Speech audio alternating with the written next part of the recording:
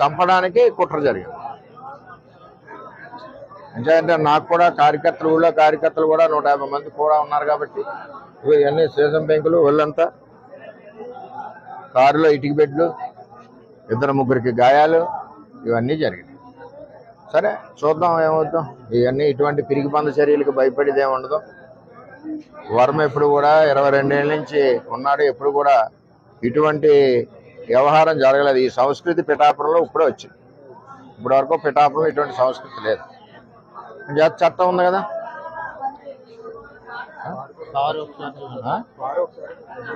Car కూడా ఒకసారి చూడండి. ఆ కారును కూడా నేను రిపేర్ చేయించిన. ఆ కారుని సెంటర్లోనే ఉంచేస్తా. పోలీసు సరైన నిర్ణయం తీసుకునే వరకు ఆ కారు ఈవేళ ఇక్కడ గెస్ట్ హౌస్ దగ్గర ఉంది. రేపు రోడ్డు మీద సెంటర్లో పెట్టేస్తా లాక్ చేసి. కొత్తగా తెలుగుదేశం పార్టీ నుంచి కొత్తగా వెళ్ళిన జనసేన నాయకులు వన్నెపూడికి సంబంధించి ఇంకా ఉన్నారు. వాళ్ళ చరిత్ర కూడా ఇది వరకు అదే. అందుకనే పార్టీలోంచి పంపించాం. ఆ పార్టీలో తీసుకున్నారు. అది ఎవరి పార్టీ వాళ్ళ ఇష్టం. మనం వద్దని అనడానికి వీల్లేదు. సరే ఏం జరుగుద్దో ఆలోచిద్దాం. మా నాయకులు అయితే కంప్లైంట్ వద్దన్నారు. మేము ఇప్పటి వరకు కంప్లైంట్ కూడా ఇవ్వలేదు. అది జనసేన అధినేతకి నిన్నటికి నేటికి కూడా మీరు దేవుడిలాగే కనిపించారు. దేవుడు అనేది అని అంటున్నారు. ఇప్పుడు జనసేన సైనికులు కానీ నాయకులు కానీ వర్గమైన సరిహులపై జనసేన నాయకుడికి కానీ 2009 జనసేన తమ్ముళ్ళకి కానీ మాకు కానీ ఏ విధమైన ఇబ్బందులు గొడవలు లేవు. అంతా కుటుంబంలాగా ఉన్నాం. ఏదైతే తెలుగుదేశం పార్టీ నుంచి వెళ్ళిన నాయకులు ఉన్నారో 20-25 మంది, వాళ్ళందరూ మా పార్టీ కార్యకర్తల మీద దాడులు చేస్తున్నారు. మా మీద దాడి చేస్తున్నారు. నా మీద ఫస్ట్ టైం ఈ విధంగా చేస్తూ ఉన్నారు. చట్టం ఉంది కదా, చూద్దాం. మా నాయకులు అయితే ఇప్పటి వరకు కంప్లైంట్ ఇవ్వలేదు. నాయకులు మా మండల పార్టీ ప్రెసిడెంట్ గారు ఇల్లు చూసి కంప్లైంట్ ఇవ్వాలా. మరి అందరూ కూడా బుద్ధి చెప్పేవాళ్ళం. అందరికీ చేతన అవుతుంది కదా. ఏం చేయాలన్నది వాళ్ళు నిర్ణయిస్తారు. బలంగా పెట్టి మీరు పవన్ కళ్యాణ్ గారు నిజంగా కీలక పాత్ర వహించారు. ఈ రోజు మీరు చెప్పిన ప్రాణాలు కూడా తీపోయారని చెప్పి అదే జనసేన కార్యకర్తలు వన్నిపూడి గ్రామంలో అంటున్నారు. ఇక్కడ సవరణ జనసేనలోకి తెలుగుదేశం పార్టీలోంచి వెళ్ళిన కొత్త జనసేన కార్యకర్తలని చెప్తున్నాను. ఇది ఎంపీ గారి గ్రూప్. ఇది ఆయన ఇప్పటి నుంచి కాదు, 8 నెలల నుంచి వీళ్ళ ద్వారా తెలుగుదేశం పార్టీ మీద పోరాడుతూ ఉన్నాడు. జనసేన బలానికి పనిచేయలేదు ఆయన ఎప్పుడు. అయినా మేము అతనికి కూడా సిన్సియర్గా ఓటు అడిగాం. అది తెలుగుదేశం పార్టీ సంస్కృతి.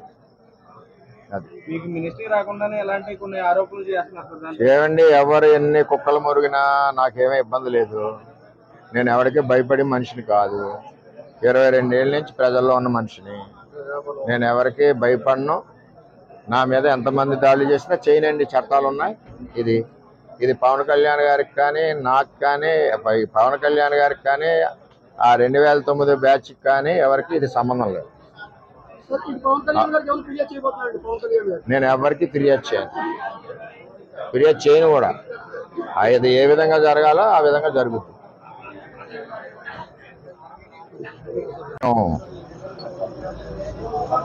పవన్ కళ్యాణ్ గారు లాంటి సభ్యత పద్ధతి ఉన్న మనిషి దగ్గర ఎలక్షన్ చేసినందుకు గర్వంగా ఉన్నాం.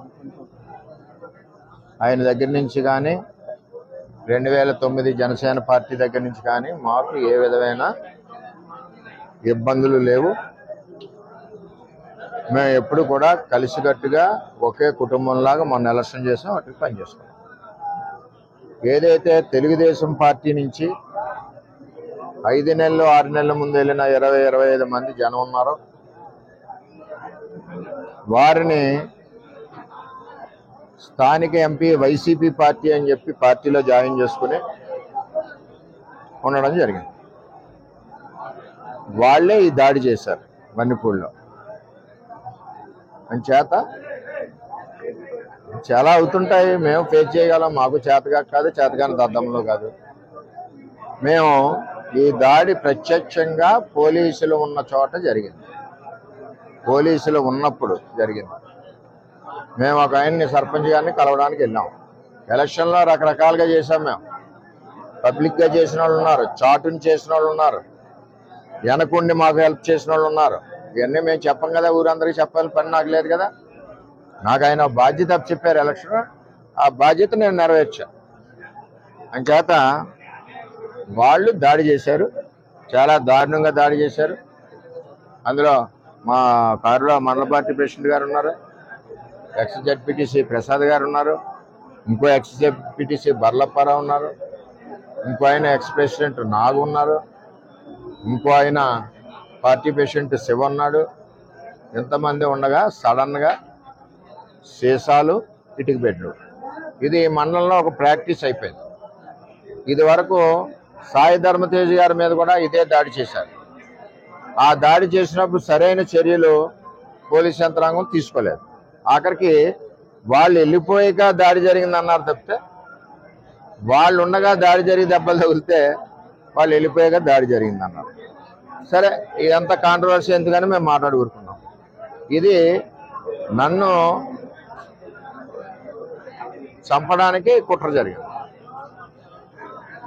ఎందుకంటే నాకు కూడా కార్యకర్తలు, ఊళ్ళో కార్యకర్తలు కూడా 150 మంది కూడా ఉన్నారు కాబట్టి ఇవన్నీ సీసం పెంకులు, ఒళ్ళంతా కారులో ఇటుక బెడ్లు, 2-3 గాయాలు, ఇవన్నీ జరిగింది.